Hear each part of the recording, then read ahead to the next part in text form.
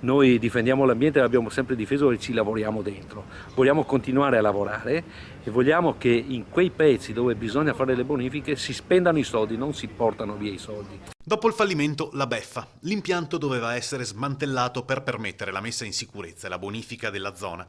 Nell'area occupata un tempo dalla Vinyls qualcosa non sta funzionando. L'inquinamento è alle stelle a causa probabilmente dei lavori di demolizione non compatibili. La protesta è della Filcem CGIL che denuncia il mancato monitoraggio. Il sindacato punta il dito contro le istituzioni. Nel 2014 vennero stanziati 3.350.000 euro dalla regione per la dismissione in sicurezza dell'impianto. Ora ci si chiede che fine abbiano fatto i soldi. Vinyls non ha visto un centesimo.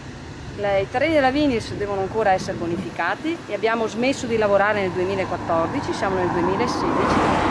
Governatore, chi prima di lui, io non lo so. Il comune di Venezia era stato commissariato, poi dal commissario siamo passati a un nuovo sindaco. La città metropolitana adesso intende darci una spiegazione. Per il sindacato era evidente che le aziende che lavoravano sull'area Vinyls non erano attrezzate e nessuno è intervenuto. Il risultato sono i livelli altamente fuori dalla norma di dicloretano. Ci hanno messo tutti in mobilità con delle sostanze cancerogene ancora presenti negli impianti. Dicloretano, che producevamo qui noi al CV2223, producevamo dal dicloretano, nasce il CVM, cloruro di vinil monomero, e credo che questa parola a molti ricordi tante cose.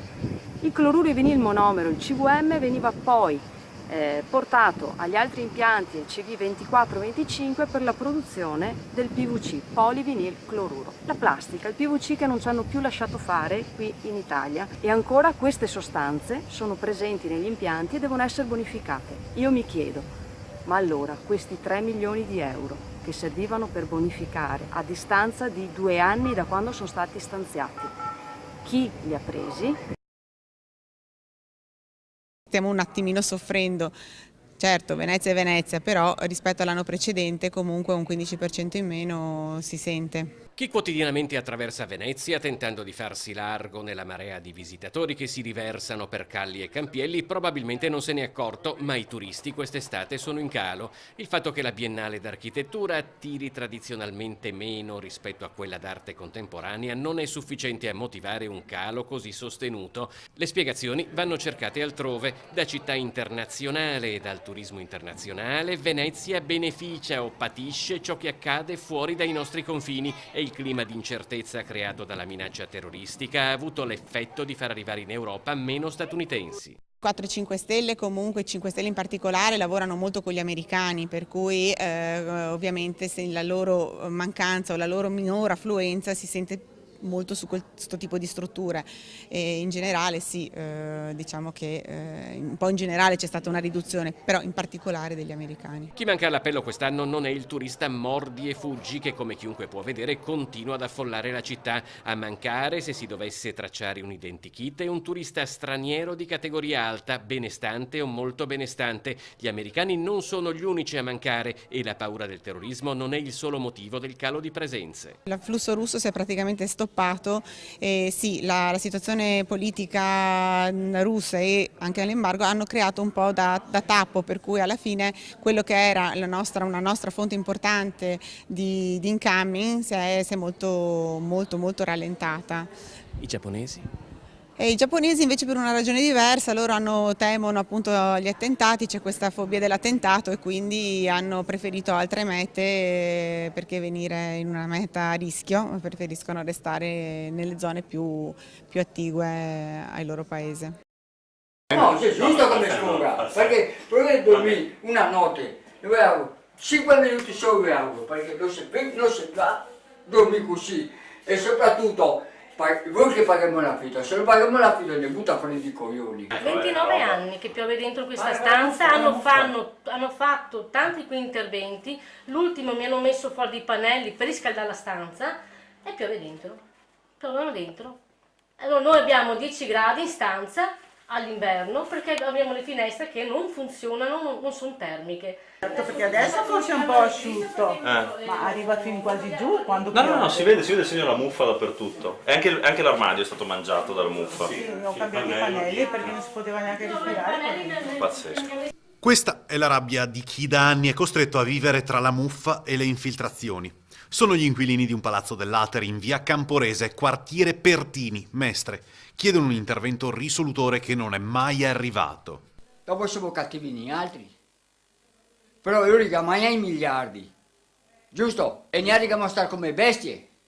Dal tetto e dal muro esterno filtra dell'acqua. La muffa in certi appartamenti ha divorato la parete.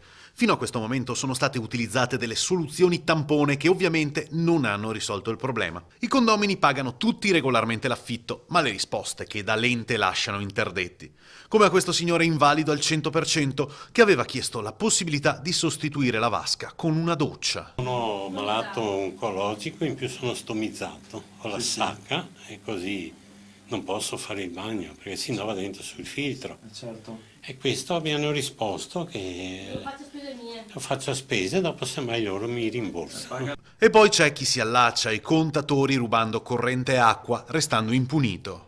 Non pagano, abbiamo provato a chiuderlo, hanno fatto un po' di casino. Ma che tutto il mondo, cioè paghiamo le bollette, sbagliamo una cartella di Equitalia e vengono a sequestrarci la casa. No, adesso risolviamo queste robe. In giornata c'è stato un sopralluogo da parte di Jacopo Berti, consigliere regionale del Movimento 5 Stelle. Promette un intervento immediato. Noi abbiamo già fatto un'interrogazione in regione perché vogliamo sapere com'è possibile che si sia venuto a creare uno scandalo del genere e adesso immediatamente devono saltare fuori i soldi per rimettere a posto il tetto. Questi sono cittadini che pagano l'affitto, quindi pagano regolarmente l'affitto appena pagato proprio ieri e che appunto vivono in una situazione disastrosa.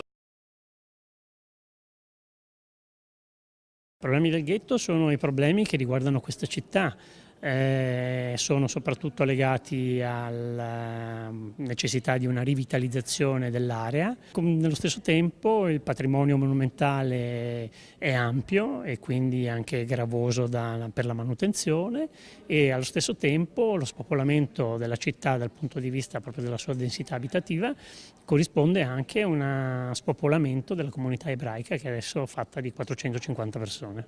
Sono trascorsi 500 anni da quando il 29 marzo del 1516 il Senato della Serenissima decretò l'istituzione del ghetto ebraico. E se nel corso dei secoli questa zona della città e i suoi abitanti hanno offerto un importante contributo alla crescita ed allo sviluppo di Venezia, ora rischiano anch'essi di condividerne il destino incerto. Per il mezzo millennio del ghetto sono state organizzate diverse iniziative e per la sua promozione e tutela si sono mossi anche gli albergatori veneziani. Abbiamo voluto promuovere una raccolta fondi, 20 alberghi dell'AVA dalla categoria 5 Stelle alle categorie 1 Stella hanno aderito all'iniziativa e quindi gli ospiti che soggiornano nei nostri alberghi lasciano una donazione e la donazione servirà in particolare per il restauro della sinagoga spagnola, anzi della vetrata della sinagoga spagnola in particolare. Delle mappe di Venezia con una storia dettagliata del ghetto sono disponibili negli alberghi, infopoint, oltre che nel ghetto stesso. Chiunque può contribuire. L'AVA ha aperto anche un conto corrente. Il ghetto di Venezia è oggi un piccolo gioiello che racchiude ben 5 sinagoghe e si propone come tappa alternativa al turismo di massa. Perché consente di conoscere una realtà veneziana molto importante e che ha una sua storia e che ha contribuito molto a questa città e allo stesso tempo a livello proprio più basilare consente di diversificare i flussi turistici in questa città, non più Rialto e San Marco ma anche una zona particolare come quella del ghetto.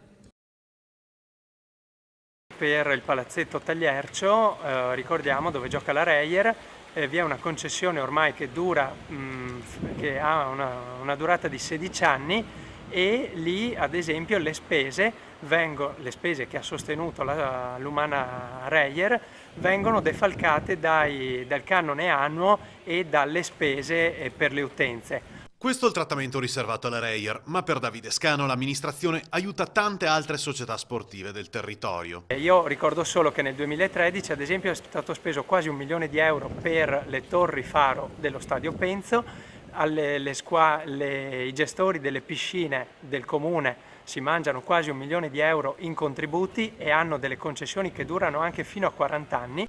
Diverso il discorso per il Mestre, che pur sobbarcandosi i costi dei lavori di ristrutturazione del baracca si è visto riconoscere una concessione minima. Non è possibile che si pretenda dalla società sportiva del Mestre di avere una concessione di soli 2 anni e di farle spendere 200.000-300.000 euro di spese. occorre rinegoziare la concessione. Davide Scano con una interpellanza chiede al sindaco di riconsiderare questa vicenda partendo dalle ambizioni sportive della squadra calcistica mestrina. Vuole avere ovviamente le garanzie di una concessione a medio-lungo termine, quindi per poter giocare sia attualmente la Serie D ma anche la eventuale Lega Pro in caso di avanzamento della squadra alla categoria superiore. Scano conclude: il comune non usi due pesi e due misure. Gli uffici comunali non possono fare figli e figliastri, ma devono avere un criterio omogeneo e di imparzialità, insomma, per non ledere Tizio o Caio.